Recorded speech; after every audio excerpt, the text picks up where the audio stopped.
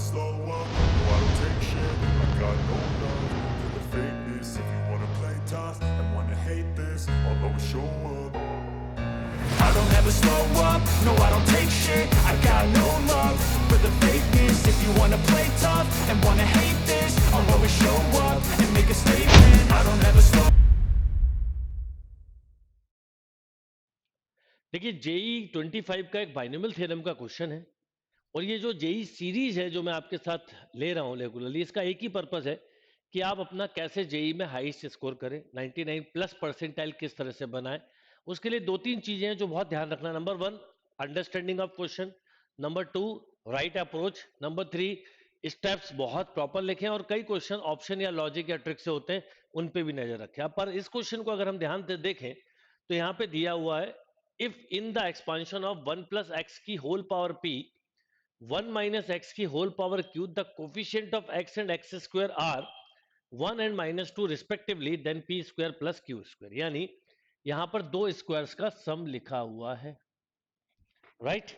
अब अगर दो स्क्वायर का सम लिखा है तो हमको एक बात तो समझ में आती है कि इसका जब आप ओपन करेंगे तो क्या क्या हो सकता है पहले देखिएगा, और इसमें भी ट्रिक्स लगा सकते हैं हम कहीं ना कहीं, तो वो भी हम बात करेंगे कि कैसे ट्रिक आप अप्लाई करेंगे। क्योंकि आपको एक चीज दी है कि P square plus Q square equal to पूछा है,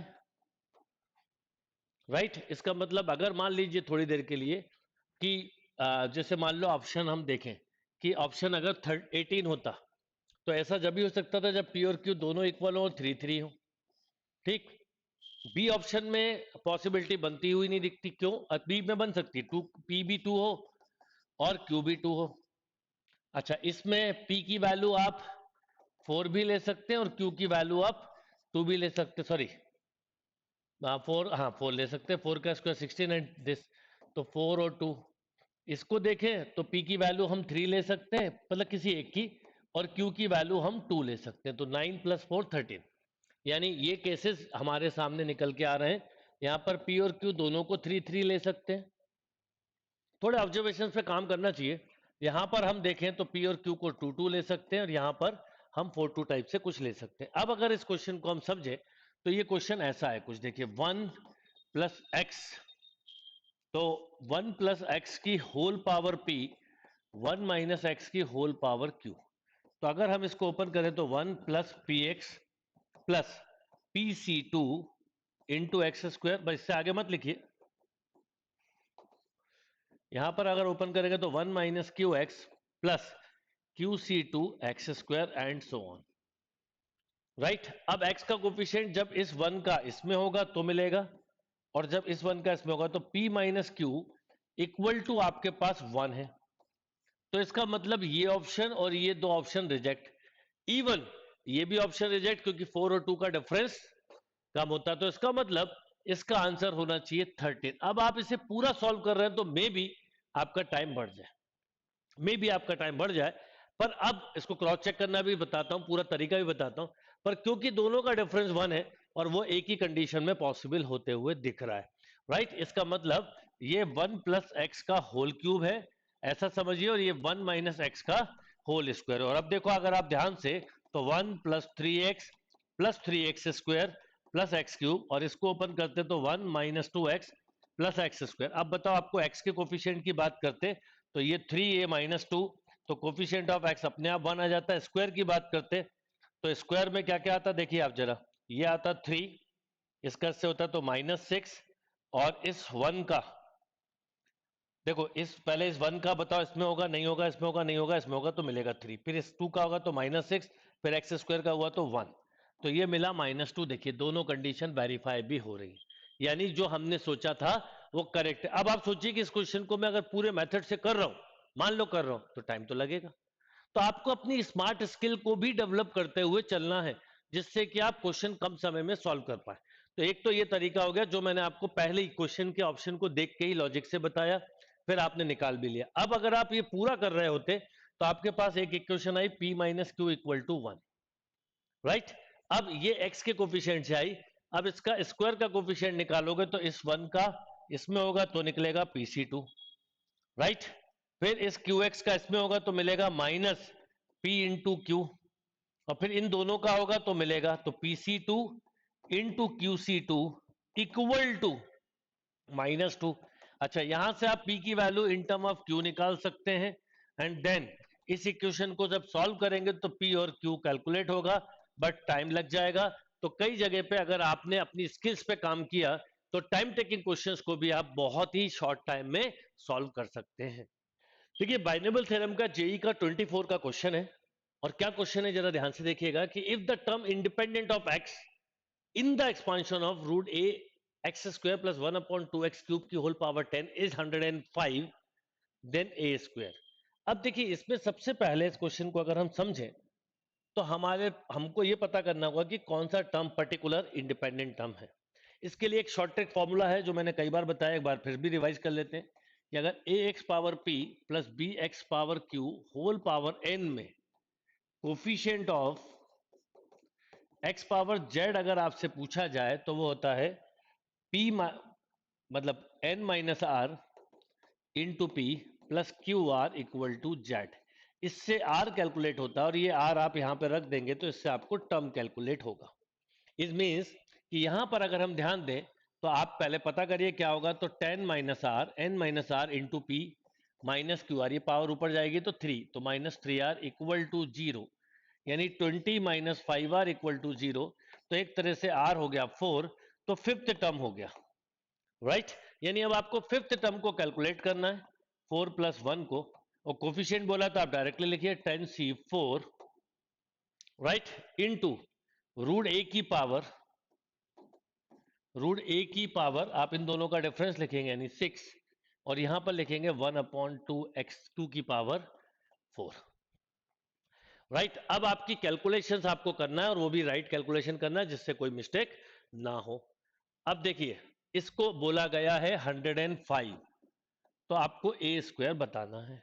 अब ध्यान दें तो 10c4 होगा 10 9 8 7, नीचे 4 3 2 1 इंटू 1 a की पावर 3 बचेगा, और यहां आएगा 1 अपॉन 2 2 2 2 2 4 टाइम, एक तरह से समझाने के लिए लिख रहा हूं, कैलकुलेशन मिस्टेक ना हो।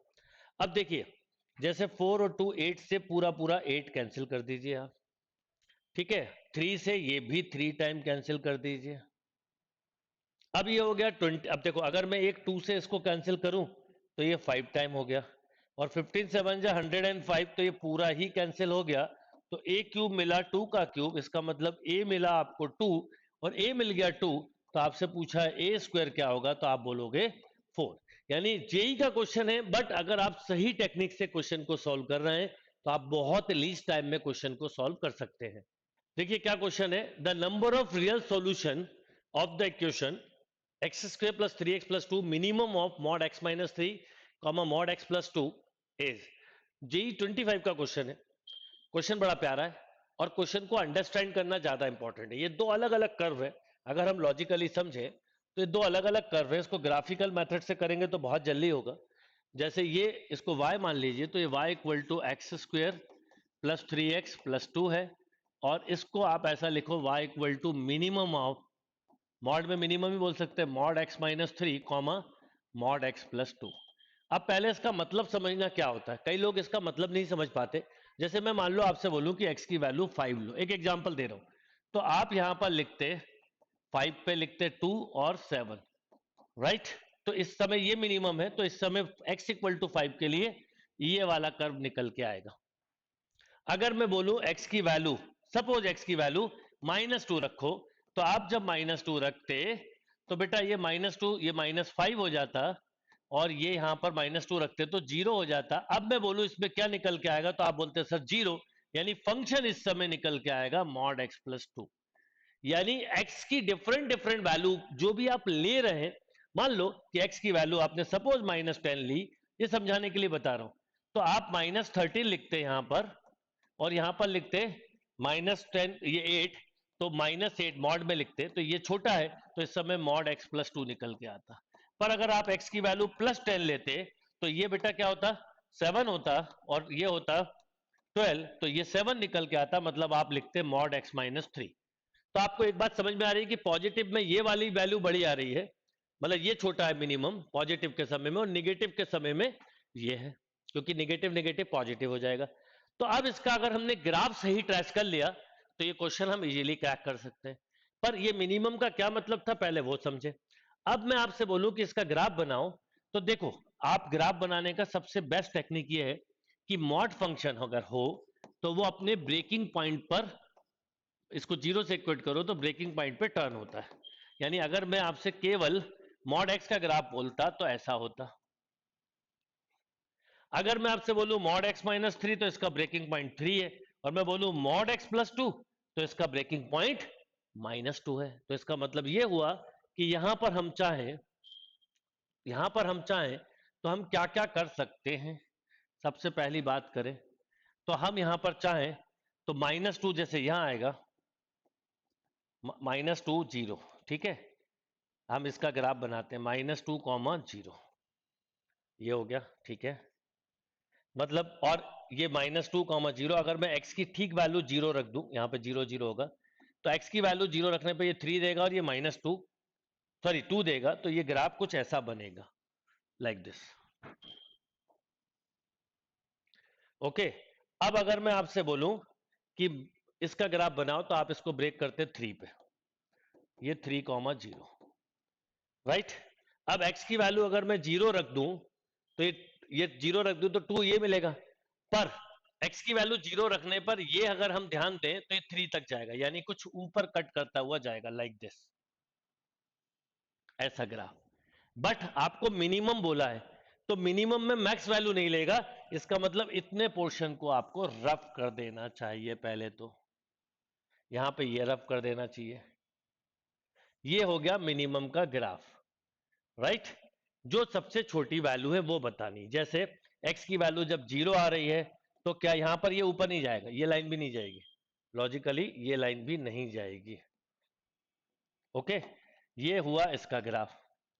जाएगा कर्व, ऐसा आप सोच सकते हो, जाएगा इसका भी, जाएगा इसका भी, पर ये बैक्स की तरफ जा रहा है इसलिए ये कंसीडर नहीं करेंगे। तो ये तो हुआ इसका ग्राफ। कई लोग ये नहीं समझ पाते, मैं इंडिविजुअली पहले इसके ग्राफ की बात कर रहा हूं कि आपने x की वैल्यू 0 रखी तो 2 मिला, ये 2 पे कट हो गया, ठीक है। अब आपने x की वैल्यू सपोज 1 रखी तो 1 रखने पर ये 3 मिलेगा, और 1 रखने पर ये 2 मिलेगा। तो इसका मतलब ये वाला कर्व जा रहा होगा 1 तक, ठीक है, यहां तक, ये 1 तक ये जा रहा होगा, लाइक दिस। फिर जैसे ही आप 2 रखोगे तो ये 4 हो जाएगा, और ये 2 रखने पे कितना होगा, 2 - 3 1, तो ये वाला ग्राफ मिलना चालू हो गया। ये इसका मतलब है, राइट। तो इस तरह से आपने फंक्शन बना लिया। अब मेरे पास ये एक पैराबोलिक कर्व है, जरा इसकी बात करते हैं। तो इसको कैसे करते हैं आप लोग सॉल्व, आपको याद होगा, इसकी परफेक्ट स्क्वायरिंग करोगे तो 2x के बाद जो बचे उसे परफेक्ट स्क्वायरिंग, तो 2x के बाद बचा 3/2 यानी 9/4 जोड़ेंगे, -9/4 करेंगे और +2 कर दिया आपने, राइट। अब उससे क्या हुआ कि ये मिल गया y = x + 3/2 का होल स्क्वायर -1/4, इधर आ गया तो y + 1/4 = x + 3/2 का होल स्क्वायर। यानी अगर ये पैराबोला के वर्टेक्स बोलूं तो -3/2, -1/4 मिले। अच्छा, ये पैराबोला कहां पर मिलेगा, अगर मैं आपसे अलग से पूछूं, यहां थोड़ा लिखता हूं, x² + 3x + 2, x एक्सिस पे कहां मिलेगा तो 0 रख दो, तो x² + 3x, बहुत अच्छा क्वेश्चन है, बस अंडरस्टैंड करने की देरी है, आपको समझ में आ जाएगा। तो x की दो वैल्यू आ गई, -1 और -2 पे मिलेगा, तो -2 पे तो ऑलरेडी है, -1 0 और एक कट करते हो जाएगा, और इसके बीच में कहीं वर्टेक्स आ जाएगा। एक बात, अब y एक्सिस पे कहां मिलेगा, x को 0 रख दो तो 2 पे मिलेगा। यानी अगर मैं इस कर्व को बनाऊं, थोड़ा अलग कलर से बनाता हूं, तो अगर मैं इस कर्व को बनाऊं तो ये कर्व ऐसे जाएगा और इस पॉइंट से होता हुआ जाएगा। अब अगर ध्यान दें तो आपके पास दो ही इंटरसेक्शन पॉइंट आए, एक ये आ गया और एक ये आ गया, तो आपसे बोला नंबर ऑफ सॉल्यूशन, तो आप इसका आंसर बोलते 2। अगर आप इस कर्व को और बढ़ा लेते तो आपको लगता 3, तो मे भी कुछ बच्चे 3 लगा देते, पर वहां पर आपको मॉड फंक्शन का मिनिमम वाले ग्राफ को ही कंसीडर करना है। तो इसको ग्राफिकल तरीके से करते तो बहुत अच्छे से इसका सॉल्यूशन आप दे सकते थे।